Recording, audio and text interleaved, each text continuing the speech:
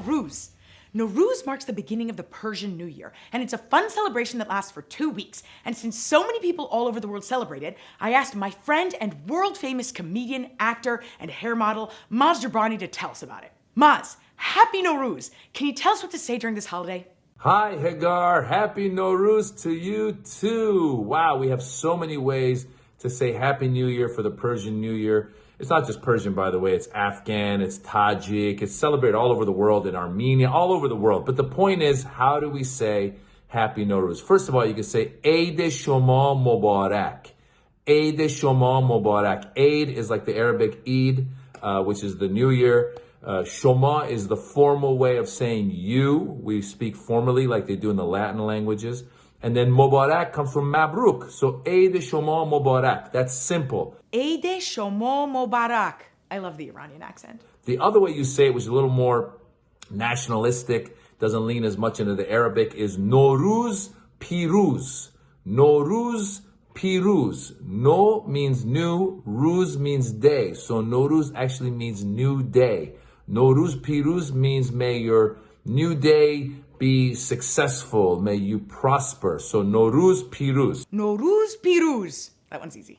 And I remember my dad used to wake up in the middle of the night because the way our New Year happens, it's the same moment all over the world. It's the first moment of spring. So it's not like midnight everywhere. It could be in the middle of the night in California, and he'd call Iran and be like, Eid Shoma Mubarak! And nobody could hear because the phones were horrible. And they'd be like, huh? Eid Shoma Mubarak! Huh? Screw it. Norwuz Piruz! And you hang up. That's it. Geeks, Maz is literally my favorite comedian, so make sure to follow him because he's hilarious and brilliant, and we always need a good laugh.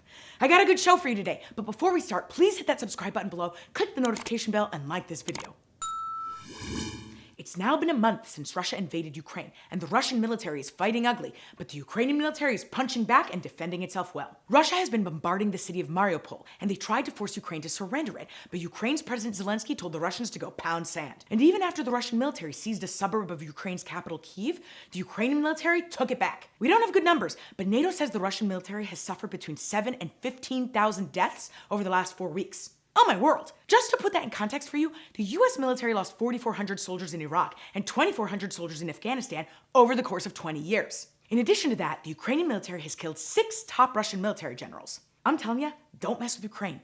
Those are some badass fighters. We don't know exactly how many losses Ukraine has suffered, but we do know that 3.5 million people have left Ukraine as refugees. While all this destruction and devastation is happening, Ukrainian and Russian delegations are holding diplomatic negotiations in Turkey. Russia has made a list of demands to stop the violence, including guarantees that Ukraine not join NATO, that it'll be military neutral, and also that it give up part of its land to Russia, including the Donbass in the east and Crimea. The Turks also say they are organizing a direct meeting between Zelensky and Putin. Can you imagine the type of restraint you'd have to show if you're Zelensky meeting Putin? If the table isn't 40 feet long, I hope he punches Putin in the face. The issue is that you can't trust Putin or the Russian government on anything they say, and they're clearly feeling pressure since this isn't the easy takeover they thought it would be.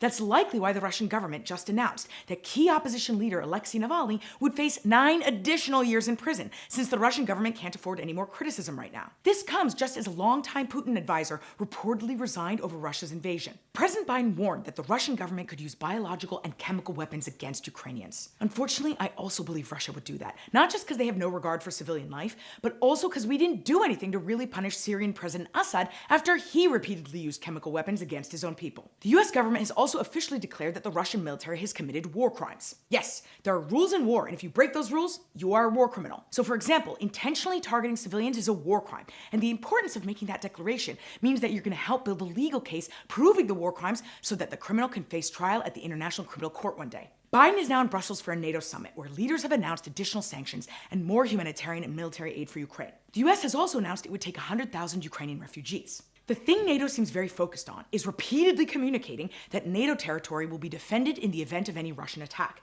So additional NATO and US troops will be beefed up further along NATO's eastern border. That's great, but that doesn't bring an end to this, and it kind of communicates to Putin that he won't face foreign intervention if he invades non-NATO countries. Wrong message. Ultimately, it's a mix of Ukraine's military might and negotiations that will stop this war. But are there other governments that could also help bring an end to it? That's up next. The US and Europe are trying to get China to press Putin to stop the war. Shout out to Casey Simmons, who asked us to dive into China. President Biden and President Xi had a 2-hour call last week, and we didn't get many details other than that Biden said China would face serious consequences if it gives military aid to Russia. Publicly, it looks like China is taking a back seat, but what's the reality? Could they be helpful? Are they going to secretly help Russia? Or are they going to sit somewhere in the middle? I asked you all what you thought, and 41% of you thought we could get China to press Putin to end the war. Who in the world could explain this better than my friend and former White House Senior Director for East Asia at the National Security Council, Dr. Evan Medeiros? Evan is the China expert, and he's also the Penner Family Chair in Asian Studies at Georgetown University. Hey, Evan, thank you so much for joining me on Oh My World. It's so good to see you. Great to see you, Hagar. Thank you, Evan. Well, listen, you are the perfect person to talk about this issue. It is so hard to get into China's mind right now. How are they viewing the situation in Ukraine? And can we get them to press Putin to stop this war? So we're not going to be able to get the Chinese to get Putin to stop. The best that we can do is limit the degree of their assistance. Basically, the Chinese are trying to balance 3 competing objectives, what I call a strategic trilemma. Interest number 1 is to maintain their alignment with Russia, which they believe is essential to balancing US power. Number 2, they want to be seen as holding firm to the most sacrosanct principle in their foreign policy, which is protecting sovereignty and territorial integrity. And then third, they want to minimize the damage to their relationship with the US and with the EU, who are their top 2 trading partners. So as they try and figure out how to balance it, I think right now where they're going is they want to not oppose Russia, but they're debating about how much to support them. I see. And how do you think they view all this in the context of Taiwan? So I don't think the Chinese draw a straight line between Ukraine and Taiwan. But given the global response to the Russian invasion of Ukraine, I think the Chinese have sat up and noticed that their ability to conduct a similar type of invasion at some future point is a lot harder because the transatlantic community is united. It's now connected with the Trans-Pacific community. Global sanctions are far more extensive and costly than ever before. And the Russians face real problems with their, military invasion. And it was just a land invasion. The Chinese have to conduct, an amphibious landing and over water invasion. So while the Chinese aren't talking about it, it's easy to imagine them sort of having to think, several times about the costs and risks associated with some kind of invasion of Taiwan. Wow, that is so insightful. Thank you, Evan. You really opened my mind on this one. Thanks. Thank you. Former Secretary of State under President Clinton, Madeline Albright, passed away this week from cancer. She was 84 years old, and she was the first ever female Secretary of State. One of her biggest accomplishments was pushing NATO to intervene in the Balkan War in 1999 to prevent the former Serbian leader from committing genocide in Kosovo. After the Serbian military massacred 8,000 Muslim men and boys from Bosnia during that same war, she vowed that the US government would not sit and watch crimes against humanity take place. And her push for that intervention is without a doubt what helped prevent mass killing and bring an end to that war. Secretary Albright was also a champion of human rights and democracy across the globe, and much of that came from her own personal experience, growing up in a family that fled the Nazis and communism. In fact, she and her family came to the US as refugees, which is what cemented her belief that the US should use diplomacy backed by the use of force to defend democratic values around the world. Former President Bill Clinton said that when he last spoke to Madeline Albright, all she could talk about was how Ukraine had to be defended. I actually met her at an event when I was in government.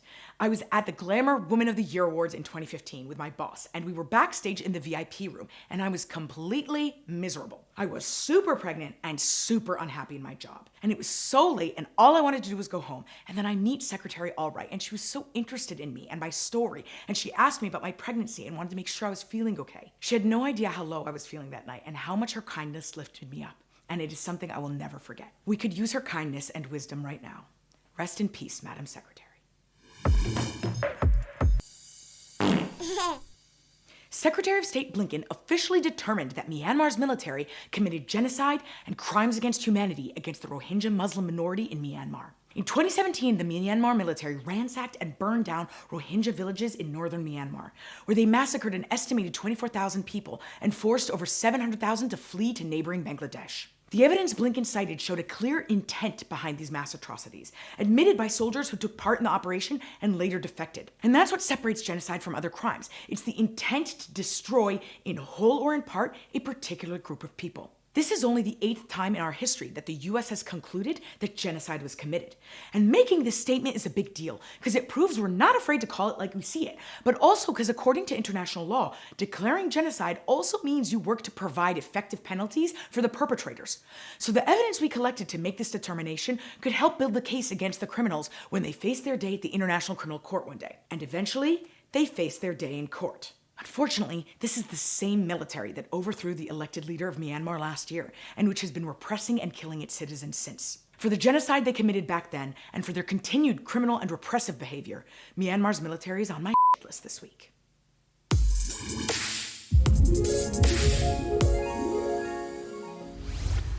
We're doing something different this week, so I asked Oh My World's Ukraine correspondent Misha Zelensky to take over the crush list because he's been part of an awesome effort to raise money to directly help Ukrainian refugees. The floor is yours, Misha. G'day guys, Misha here. I'm coming to you from the middle of Lviv, which is the center of the Ukrainian refugee crisis. Already nearly 3.5 million Ukrainians have fled across the border into neighboring countries to escape Putin's evil war. So I've been partnering with a local charity, the Refugee Center, the Fund of the Free and the Caring. Together, with your help, we've already raised $40,000 US. Now that money is going to literally fund buses, fuel and food to get people out of harm's way and into safety. I caught a bus out there several days ago where 200 refugees were taken to the Polish border and then into Belgium, where they are now safe and sound. So that is where you can apply your money. If you want to help, if you're seeing and you're feeling the pain of Ukrainians and you want to, please give to a charity like the one that I've nominated, because it really does help literally save lives. The stories I was hearing on that bus trip were absolutely heartbreaking. One 82-year-old woman, a woman who reminded me of my grandmother, my family, which had fled from Soviet oppression 75 years ago. She was making the exact same journey. She told me about the explosions in Kiev, which is an eastern city under attack by Russia. And she told me about her apartment being destroyed, a 36-hour train trip which she had to lay on the floor due to Russian bombardment. And then furthermore, another 20+ hour bus trip to safety. She has no family, no friends, and she's doing what she can to survive. She says to me her life was in one bag. Now, can you imagine that? So please, if you want to give, you want to help, give generously to this charity. You can literally save lives. Thank you so much. Talk soon. You can donate at the link below, and you can also find the link on Misha's social media pages and in the description of this video. Thanks for watching, Geeks. I know there's still a lot of news we didn't cover, but don't worry, things are fine. How much did you say a trip to the moon was? Before you go, please like this video, click the subscribe button and the notification bell, and don't forget to follow me on Instagram and TikTok for more political satire. And if you have an idea for me, reach out to me over social media and I will definitely give you a shout out. Stay fabulous, Geeks.